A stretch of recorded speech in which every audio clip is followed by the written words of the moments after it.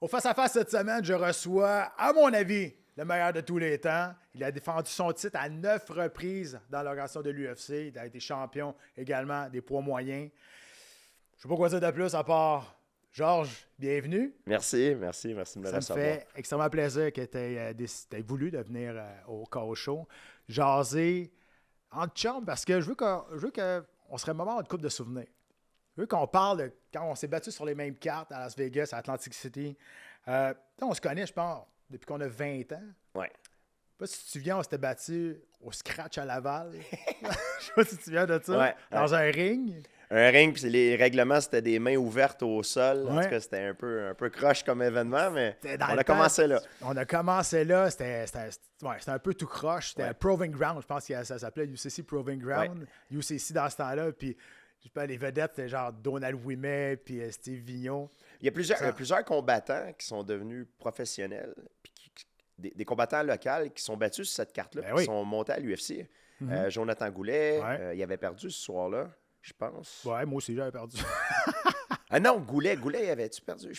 Il a passé là. Ouais. Yves Jabouin. Jabouin, Manjivas. Exactement. Donc, c'est bizarre à dire, mais c'était un petit événement un peu croche. Ah, puis c'est tout croche, Plein mais- d'athlètes locaux ont réussi à se rendre à l'UFC. C'est quelque Puis, chose. tu sais, on s'est battu, en début de carrière, on s'est battu longtemps dans un ring. Tu sais, même quand on est tombé professionnel, parce que ça, c'était semi-professionnel. On s'entend, c'était avec c'était plus du pancrase qu'on appelle, avec Ouais. des tapes ou des mains ouvertes. Ouais. Mais même quand on s'est battu à UCC, TKO, c'était un ring aussi. Là. C'est vrai, mais ça change un peu la donne, surtout quand au niveau de la lutte au corps à corps, Ouais, ben, quand c'est tu as ça. ton adversaire contre la cage et versus quand tu as ton adversaire contre les câbles, c'est pas la même game. Ben tu vois. non. T'es rendu à 44 ans. Ouais. T'es plus en shape que quand tu te battais. Qu'est-ce que tu fais? Je pense pas que je suis plus en shape que quand Ben, je en me tout cas, battais. visuellement, je Ouais. veux dire, t'es encore très, très en shape. Là. Je connais plus mon corps, j'ai appris plein de choses. Tu deviens plus intelligent, plus de sagesse. Tu sais, quand on était jeune, tu te souviens, toi aussi, tu étais pareil. On poussait contre la douleur, puis on forçait. On pensait plus que plus était toujours meilleur. Mais c'est pas le cas. Quand tu grandis, tu t'aperçois que la qualité avant la quantité.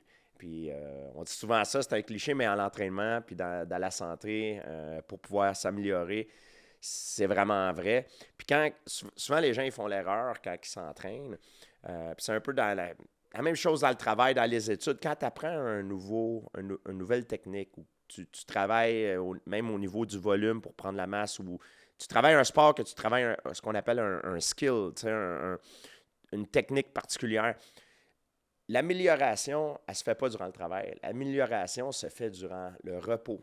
C'est pour ça que c'est super important. Donc, tu peux mettre le travail que tu veux, mais si tu ne prends pas le temps de te reposer, de bien dormir, tu ne vas pas avancer. Tu n'auras pas aucun gain. Le gain, il se fait pendant que tu dors. C'est là que ton cerveau, il absorbe, puis il analyse tout, puis tout le travail se fait au niveau cérébral, puis c'est quelque chose de très important. Ben, tu en parles beaucoup sur tes réseaux sociaux. Tu fais beaucoup la promotion du jeûne, le carnivore diet aussi.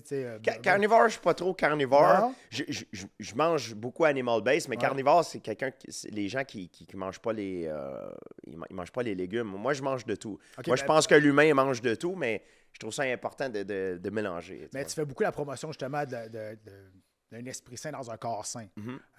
Puis ça, c'est avec les connaissances ou l'éducation que tu as eues dans les dernières années. Tu as appris sur le tas ou tu as rencontré des bonnes personnes qui t'ont montré ça? Oui, j'ai eu beaucoup de bonnes influences. Le jeûne, la raison, je pense, pour laquelle on n'en entend pas parler, c'est extrêmement efficace, mais c'est qu'il n'y a personne qui fait d'argent avec ça. On vit dans une société que c'est toujours poussé sur la promotion pour faire de l'argent, vendre un produit. Les gens veulent toutes la même chose. Ils veulent réussir à accomplir quelque chose avec le moins d'efforts possible. Donc, ils s'attendent à avoir une pilule magique. Mais dans la vie, les choses qui fonctionnent, tu le sais, c'est pas sexy. Hein? Les vraies choses, il faut que tu mettes du travail, il faut que tu sortes de ta zone de confort, puis ça prend des sacrifices. Puis c'est pas ce que le monde veut l'entendre souvent. Non, ben, tout le temps, le succès vient avant le travail. C'est juste dans le dictionnaire que ça arrive, ça. Ouais. Et on parle du jeûne. Le jeûne, c'est une des façons, pour moi, les plus efficaces d'enlever l'inflammation. Que tu sois un athlète et tu as une blessure pour pouvoir guérir, t'aider à guérir, ou peut-être quelqu'un qui veut perdre du poids, qui n'est pas en forme, il veut essayer de perdre son poids. Pour moi, c'est une des façons les plus efficaces d'y arriver. C'est sûr qu'il y a des gens qui ont certaines conditions, il faut que tu demandes à ton docteur avant d'effectuer ce parcours-là, mais c'est extrêmement efficace. Mais c'est très difficile, puis ça te met dans une position qui est extrêmement inconfortable, parce que c'est pas le fun. Non.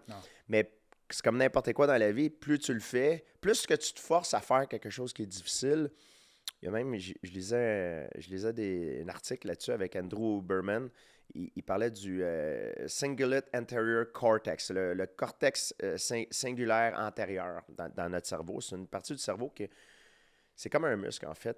Plus on fait des choses qui sont difficiles, plus on se force à faire des choses difficiles, plus que cette partie-là s'active, puis plus qu'on devient meilleur à faire des choses difficiles. Donc, ça ne vient pas du jour au lendemain. C'est comme une habileté qui s'apprend.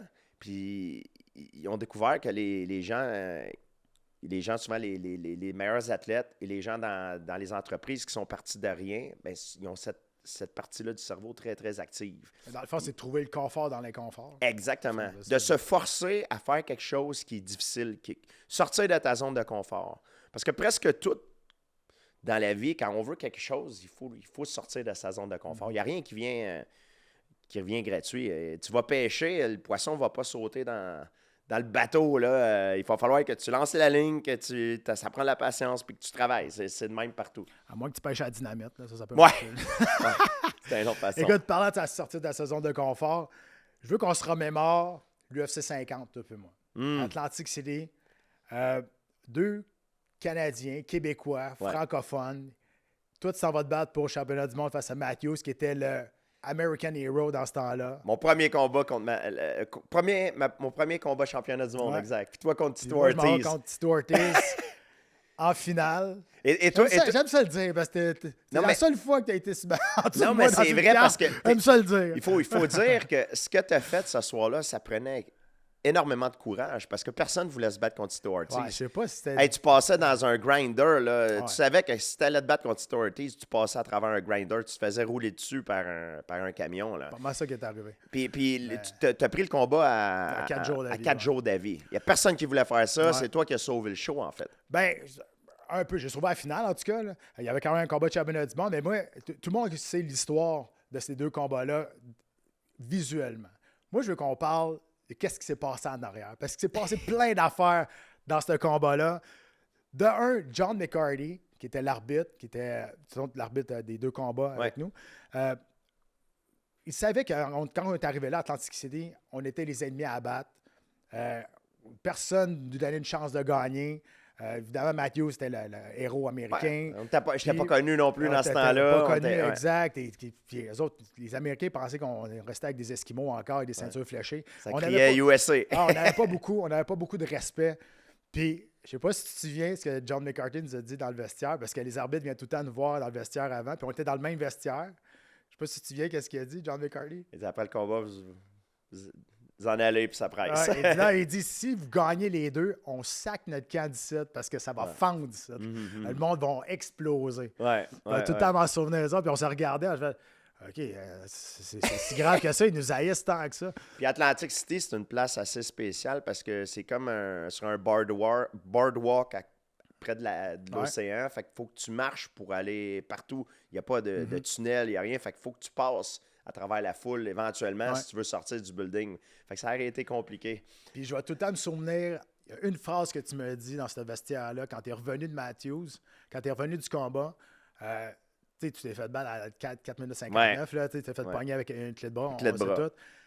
Tu es revenu dans le vestiaire, puis moi, j'étais le combat tout de suite après, puis juste avant de partir, tu m'as pogné le bras, puis tu as dit, Pat, ils sont pas plus forts que nous autres. Ils ont juste plus de publicité. Exact. Puis ça m'a toujours resté dans la tête, puis toute ma carrière, on dirait que je me suis... Tu sais, quand tu dis on vient du Québec, on est Canadien-Français, on n'est pas respecté, tu dis la machine est plus grosse, eux autres, fait qu'ils sont meilleurs.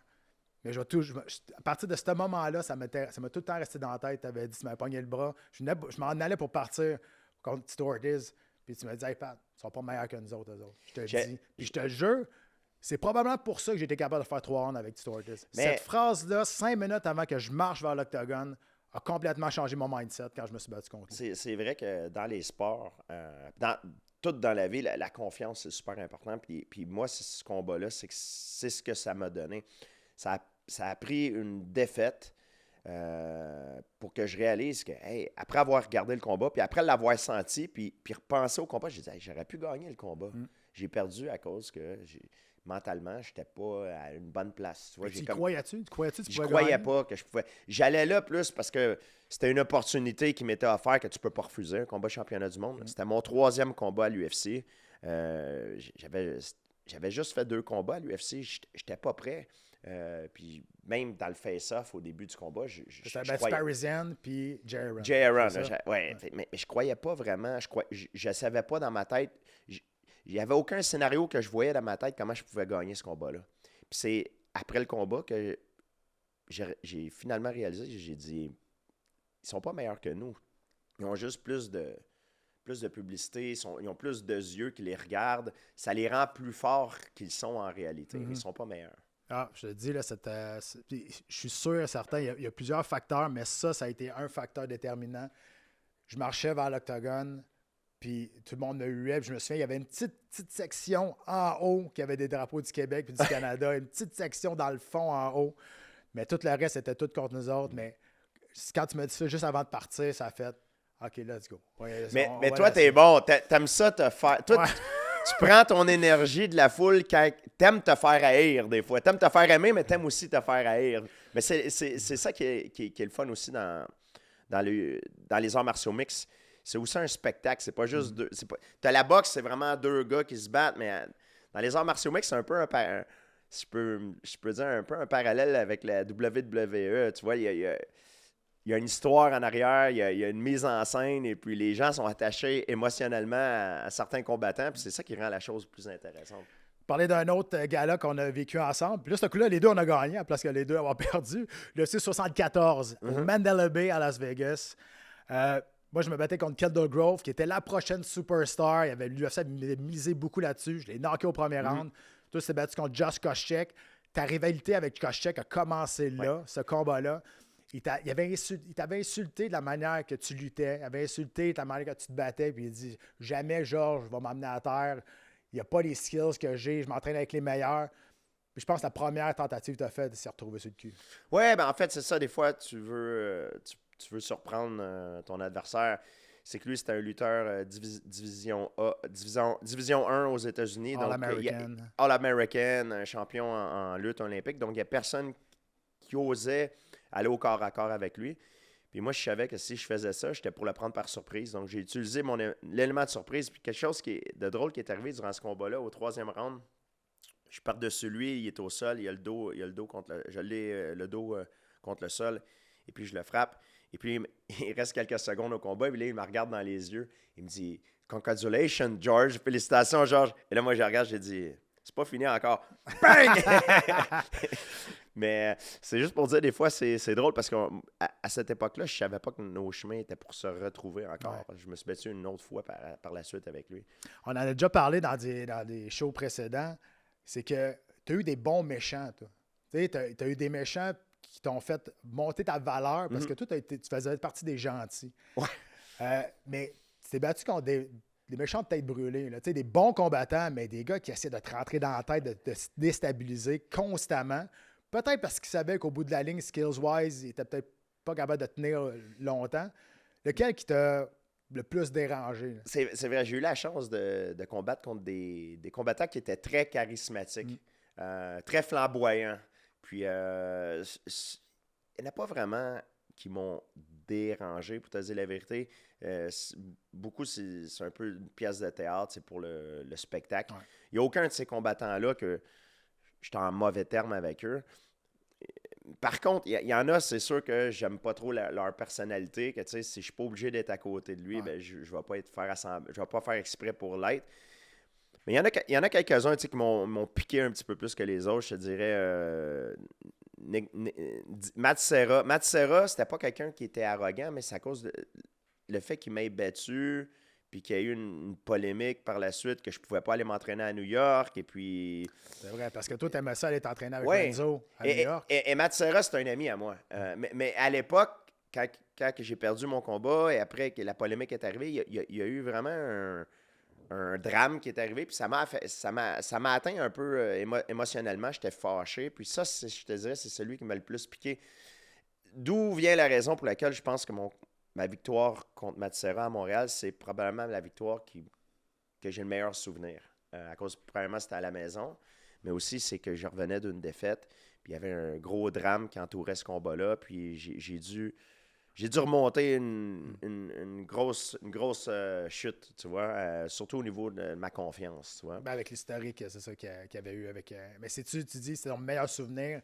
C'est-tu le combat que tu es le plus fier? C'est un des combats que je suis le plus fier. Parce que quand les choses vont bien, c'est facile de continuer à aller bien.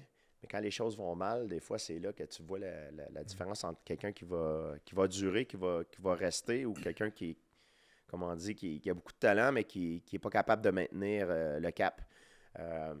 Puis je suis vraiment content de ce combat-là. Puis aussi, c'était à Montréal. C'était le premier UFC à Montréal. Pour moi, tout était mis en place pour faire une soirée mémorable. Tu m'as donné une job. Tu m'as donné une job. Ça fait 17 ans, c'est encore ça toi. Tu m'as donné une job à la télé. Merci. Hey, quand tu t'es battu contre John Hendricks, après ça, tu es parti. Tu étais brûlé mentalement. Est-ce que tu trouves que l'UFC t'a surutilisé en promotion, t'a drainé? Je me faisais drainer, puis il y avait un gros problème à l'époque, puis c'était flagrant. Les gars, ils trichaient, ils prenaient des drogues de performance. Ouais. J'étais écœuré. Moi, j'étais quelqu'un qui est resté honnête toute ma carrière, puis je trouvais que c'était vraiment injuste. Et je trouvais aussi que le UFC, c'est comme si j'avais l'impression qu'il protégeait certains athlètes, parce qu'ils savaient que si ils commençaient à tester les athlètes, mais il y en avait plusieurs qui étaient pour tomber. Puis ça a été le cas par la suite. Exactement. Puis moi, je voulais faire implanter un système, mais c'était trop tôt. Ils n'étaient pas prêts à le faire. Puis même, j'ai jamais voulu accuser aucune personne publiquement, mais je voulais forcer mes adversaires à faire les tests. Tu ne voulais pas payer. Exactement. Mais moi, je voulais payer, faire les tests. Même lui, il voulait faire. Lui, il disait sa défense à Johnny Hendricks, c'est qu'il voulait faire un autre test, USADA, mais moi, je voulais faire VADA. Mm-hmm. Mais je dis, on va faire les deux. Ça ne me dérange pas de faire les deux. Puis là, il ne voulait pas. L'UFC ne voulait juste pas qu'on commence à faire ce genre de choses-là. Ouais. Mais par la suite, il n'y avait pas le choix. Moi, j'ai jamais voulu descendre le UFC avec ça. Mon intention, en fait, c'était d'élever le sport plus haut, en fait, parce que tout le monde le savait, hein, c'était flagrant. Mm-hmm. Tu peux jouer au hockey, jouer au baseball, mais tu ne joues pas à te battre. Les conséquences d'une défaite, là, ils peuvent te faire mourir. Alors, mon but, c'était d'élever le sport. J'ai pas fait ça pour pouvoir le descendre ou d'une façon égoïste. C'était vraiment pour élever tout le sport puis aider les athlètes qui sont honnêtes. Tu parlais tantôt que tu as eu des bons méchants qui t'ont fait briller parce que après ça, t'es pété après, on va se le dire. Ça a bien été. Mais tu as essayé d'être... Peut-être pas essayé d'être méchant, mais tu as des phrases que tu as dit dans ta carrière qui sont iconiques. OK? Je vais t'en dire 2, 3. Évidemment, le monde s'en souvient. Are you crazy in your head? I'm not afraid of you. I'm not impressed by your performance. T'es-tu écœuré qu'on te parle de ça? Ah, écoute, ça fait partie de mon brand. Je trouve ça drôle. Ben ouais, ça me fait rire. Il y a même, c'est parce qu'il y en a qui décrochent pas. Là. Tu peux même mettre des sonneries de téléphone. I'm not impressed by your performance. Tu des redevances. Oh non, même pas en plus. Pas. Mais regarde, ça va me suivre jusqu'à tout le reste de ma vie, je pense. Puis ça fait partie du brand. Ça fait partie du brand. Ouais, tu l'as accepté. Exactement. Il y en a qui décrochent pas. Maintenant, ils sont pas capables de passer à d'autres choses, mais... Ils pensent qu'ils sont les premiers à faire cette joke-là. Quand tu fais quelque chose dans le public, ça s'efface pas. Maintenant, c'est la magie de la télévision, de l'Internet. À moins que le grid saute, ça va rester là pour aussi longtemps que c'est là. L'UFC est reconnu pour donner les combats que le peuple veut voir, les fans veulent voir. Ouais. Malheureusement, je pense que tu as fait partie des 2 plus grands combats que l'UFC a jamais mis en place. Notamment... Oui, contre Habib, c'était plus en fin de carrière, peu importe. Mais je pense que le plus gros combat qui a jamais eu lieu face à Anderson Silva, quand vous étiez les 2 au top. Ouais. Parce que les 2, vous vouliez. Oui. Mais on voulait, mais moi, je voulais des conditions, par exemple. Moi, à l'époque, Et Anderson, même chose. Je peux pas parler pour lui, mais moi, je peux dire ma version des faits, c'est que on était sur une lancée, on compétitionnait les deux ensemble d'une façon que on compétitionnait pas un contre l'autre directement, mais on compétitionnait au point de vue du legacy. On voulait avoir, parallèlement. parallèlement, Ouais. qui est le plus grand champion. Et il y avait souvent un débat entre moi et lui.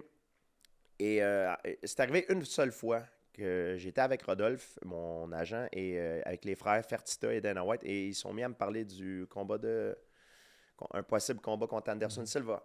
Parce que les gens pensent que c'était à toutes les semaines, mais c'est arrivé seulement une seule fois. J'étais dans le bureau. Et puis, moi, j'avais des conditions. J'ai dit, ça ne me dérange pas, mais il faut que ça soit dans un catchweight, parce que je sais qu'après le combat, ben, je vais retourner dans ma division pour continuer ma lancée, parce que j'avais des contenders qui cognaient à la porte. Donc, tu ne veux pas prendre du poids pour essayer de revenir en bas. Je savais qu'un qui l'avait fait, c'était Roy Jones, et ça avait mal été. Ouais. Tu ne peux pas jouer avec ton corps comme ça, à moins que tu prennes des drogues de performance, ce qui n'est pas le cas pour moi.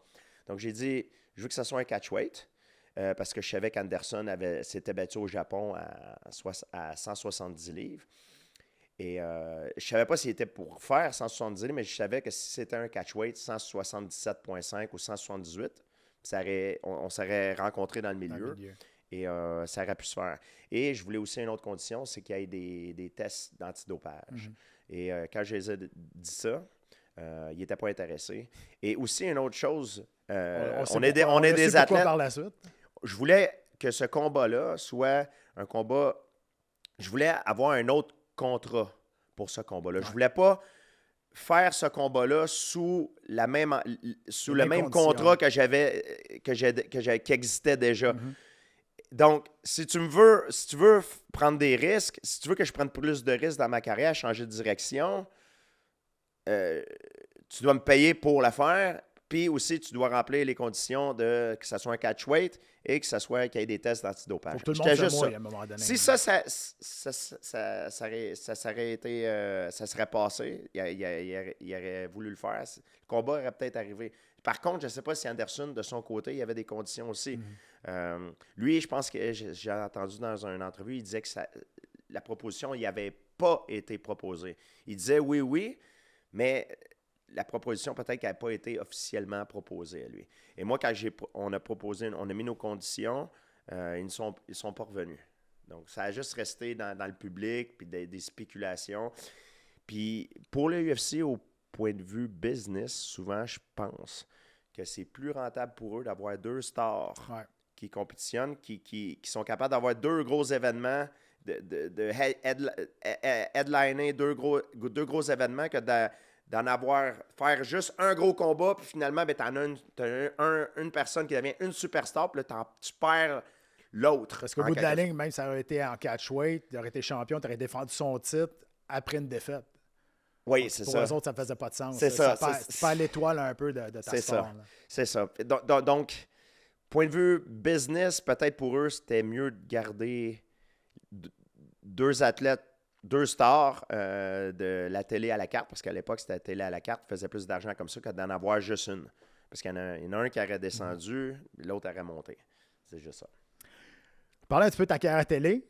On t'a vu dans Captain America, on t'a vu dans La Cage. T'as trouvé ça bon, La Cage?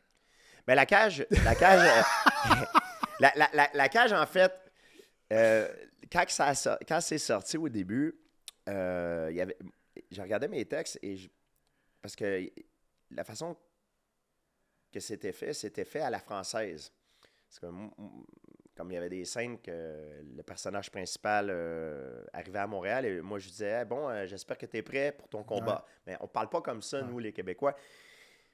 Mais il fallait que je le dise de cette façon-là parce qu'il voulait faire en sorte que le show soit accepté par Netflix France.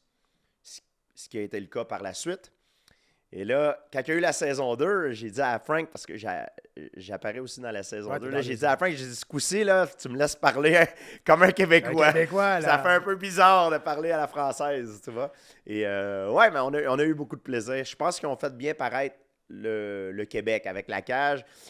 Et c'était drôle parce que j'ai participé à d'autres projets et il y en a même qui pensent que j'habite vraiment Là-bas, Dans le chalet, sur le c'est côté bon. d'un chalet avec une cage puis des punching bags, puis c'est ma maison. sûr. Ouais. C'est sûr. Je trouvais ça comique un peu. Mais là, on va te voir dans I Killed a Bear, qui est Ouais. une comédie. Donc, parle-moi un peu de ça. Ça, c'est vraiment intéressant parce que c'est quelque chose qui est complètement différent de tout ce que j'ai fait. J'ai été choisi pas parce que je suis un combattant de MMA. En fait, un petit peu, mais dans cette série-là, I Killed a Bear, je suis pas là à cause de mes prouesses de combattant. Je suis là parce que je suis un Canadien-Français qui est un éleveur d'ours avec mes 2 frères puis ma soeur. Et c'est une comédie qui se moque un peu des extrêmes, d'extrême gauche, extrême droite. Il se moque de tout le monde, en fait. C'est anglo-franco. Anglo-franco, mais c'est plus anglophone. Donc, nous, on est un peu des rednecks canadiens-français qui vivent dans le bois, qui élèvent des ours. Puis, quand, mettons, Des Matthews. quand, mettons, une production hollywoodienne a besoin d'un ours pour un film, ils font affaire avec nous. Puis là, des fois, Hollywood, c'est très, très gauche. Hein? Ils veulent que l'ours soit blanc parce qu'ils veulent un polar bear. Là, ils veulent un panda. C'est des trucs un peu... je ne sais même pas comment l'expliquer. Ça va sortir probablement vers le mois de mai. Je ne sais pas encore sur quelle plateforme. Là, Ça va être très intéressant. Je pense que c'est terminé. Il y a aussi il y a Brad Pitt qui est dedans, Edward Norton qui fait une apparition, Jonathan Torrance, Jared Seko. Tu as l'occasion de rencontrer sur le plateau? Oui, puis eux, en fait, au Canada, c'est les dieux du sport. Hein, quand on parle de l'humour, là, ils sont très, très forts. Donc, j'ai appris beaucoup de choses avec eux. C'est vraiment une belle expérience. Ah, cool. Il y a le fils à Patrick Roy aussi qui est dedans, Frédéric. Ah oui, c'est vrai, Frédéric. Oui, c'est un acteur aussi. Ouais. Donc, moi, Patrick Roy, ça a été un de mes idoles quand je grandissais. Donc, c'était drôle de pouvoir participer à un projet avec son fils. Ah, ben c'est cool, on va regarder ça. Je vais finir, on va parler de ta fondation. Parce que je trouve que c'est super important de parler de ça. C'est une fondation qui est, corrige-moi si je me trompe, sur l'intimidation, contre l'intimidation. En fait, la Fondation Georges Saint-Pierre, c'est une organisation qui donne de l'argent à plusieurs fondations. Je donne à l'Institut Pacifique. Je donne aussi à Aléo. Aléo, c'est un projet sport-études qui prend des athlètes du sport du karaté, boxe, judo, lutte olympique, escrime, gymnastique et taekwondo. Et à chaque année, je choisis un athlète de ces disciplines-là. Il faut qu'il soit aux études. Il faut qu'il ait des bons résultats au niveau de la compétition. Donc, je prends les meilleurs espoirs et je leur donne une bourse. Comme ça leur permet de pouvoir compétitionner, de pouvoir atteindre le niveau. La plupart veulent aller aux Olympiques, ils veulent être champions. Donc, c'est ça le but aussi. Puis, il y a un prix aussi qui est remis à... Non seulement, il faut que tu sois aux études, mais un prix qui est remis aussi à un d'entre eux c'est pour l'effort, hein, pour promouvoir l'éducation chez les jeunes. Puis, est-ce que tu vas là, sur place, tu te présentes aussi? Oui, on va là sur place. À chaque année, on va là, on prend les photos pour rencontrer les jeunes. Ouais. Et c'est intéressant parce que il y a un athlète que j'avais sponsorisé il y a très longtemps. Ça fait longtemps que ça existe à Léo. Avant, c'était l'Institut. C'était un autre nom avant, mais ils ont changé de nom. Maintenant, c'est à Léo. Mais il y a un athlète que j'ai sponsorisé qui est allé aux Olympiques en gymnastique. Ouais, Rossi. Oui, je sais qui. Ouais, il est allé aux Olympiques. Donc, c'est vraiment cool de voir ça. Tu vois, un jeune sponsor, il y a comme 15 ans, 16 ans, puis là, tu le vois plusieurs années après. C'est mon athlète. Ah, tu ben vois? c'est ça. Je trouve ça cool. Ouais. Ben, c'est le fun, tu sais, parce que, tu sais, on vit bien, mais quand on a commencé dans le sport professionnel, puis eux autres, en plus, c'est amateur, c'est rough d'arriver. Puis nous, c'était encore plus dur, parce que nous, on n'avait pas ça avec le MMA. Ouais. Nous, il fallait qu'on se démerde nous-mêmes. On travaillait fort, mais on n'avait pas d'argent, on était fauchés. Donc, au moins, maintenant, ils ont une source de revenus pour les aider à faire des compétitions. Ben, c'est du monde généreux comme toi qui décide d'encourager la relève de demain, pas seulement dans ton sport que tu as fait toute ta carrière, c'est tu encourages tous les sports. Oui, mais je pense, la raison pour laquelle j'ai choisi ces 7 sports-là, en fait, c'est que pour moi, on parle, notre sport, c'est les arts martiaux mix. c'est 7 sports que j'ai soit pratiqué ou soit étudié. L'escrime, j'ai jamais fait de l'escrime, mais j'ai étudié l'escrime, comment ils coupent les distances et tout. Donc, c'est pour ça aussi que l'escrime fait partie. Il y en a beaucoup qui me demandent pourquoi la gymnastique, c'est pas un sport de combat. La gymnastique, c'est un sport que j'ai pratiqué. Je pense que c'est le meilleur sport, surtout quand tu es jeune, à faire pour pouvoir développer tes aptitudes athlétiques. Moi, je te dis, tu devrais en prendre un autre, ça ferait 8, ça ferait un octogone. S'il y en a un autre. Je te dis ça de même, hein, c'est un pitch de vente, je te dis ça comme ça se peut, je vais peut-être la faire. Il y a un autre sport que je serais intéressé à faire, ça serait l'athlétisme. C'est un sport que je pratique et je pense que c'est important pour le système nerveux. Tu sais quoi, je vais en parler, je pense que je vais peut-être la faire. Je pense que aussi, on a les. Dans la compagnie, on a probablement les fonds pour pouvoir la faire aussi. Donc, je pense que je vais choisir un autre athlète. Tu viens de me faire penser. Puis je pense que ça va se faire peut-être en athlétisme au niveau des sprints, track and field. Georges, je sais que tu as un horaire extrêmement chargé. Tu n'es pas souvent si tu voyages souvent, mais merci d'avoir pris le temps de venir nous jaser de ça. Ça a été le fun de se remémorer une couple de souvenirs. Ouais.